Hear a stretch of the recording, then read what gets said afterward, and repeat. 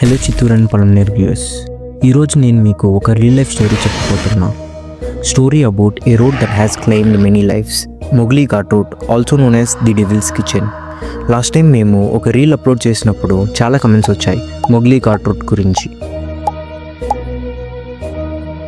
ఈసారి ఒక real life horror story చెప్పాలనుకుంటున్నా. మీరు వీక్ హార్టెడ్ పర్సన్ అయితే లేదా మీరు మిడ్ నైట్లో ఈ వీడియో చూస్తుంటే దయచేసి స్కిప్ చేసేయండి. ఈ రోడ్లో చాలా యాక్సిడెంట్స్ జరిగాయి, చాలామంది చనిపోయారు కూడా, అండ్ చాలా పారానార్మల్ ఇన్సిడెంట్స్ కూడా రికార్డ్ అయ్యాయి. దానికి సంబంధించిన స్టోరీయే ఇది కూడా. మా సార్ వాళ్ళ ఫ్రెండ్ ఒకతను పలమనేరులో ఒక వాటర్ క్యాన్ ఆటో డ్రైవర్. ఆయన ఒకరోజు నైట్ పలమనేరు నుంచి మొగ్లీ ఘాట్ రోడ్లో ట్రావెల్ చేస్తున్నాడు. అక్కడ డౌన్ హిల్లో పోతుంటే రోడ్ మధ్యలో ఒక ఉమెన్ లిఫ్ట్ అడుగుతుంది.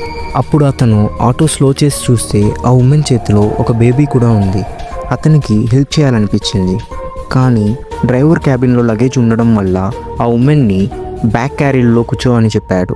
ఆ ఉమెన్ కూడా ఓకే అని చెప్పి ఆటో బ్యాక్ సైడ్లో కూర్చొనింది. ఆటో స్టార్ట్ చేసి మూవ్ చేశాడు. కాసేపు తర్వాత ఒక ఏడుపు సౌండ్ వినిపించింది. ఆటో డ్రైవర్ షాక్ అయ్యి ఆటో స్టాప్ చేసి బ్యాక్ వ్యూ మిర్రర్లో చూస్తే ఈ ఉమెన్ ఆ చిన్న బేబీ చేయి తింటూ కనిపించింది. అది చూసిన ఆటో డ్రైవర్ చాలా భయపడి ఫారెస్ట్లోకి అర్చుకుంటూ పరిగెత్తి వెళ్ళిపోయాడు. 2 రోజుల తర్వాత కొంతమంది విలేజ్ పీపుల్కి ఆ డ్రైవర్ ఫారెస్ట్లో దొరికాడు.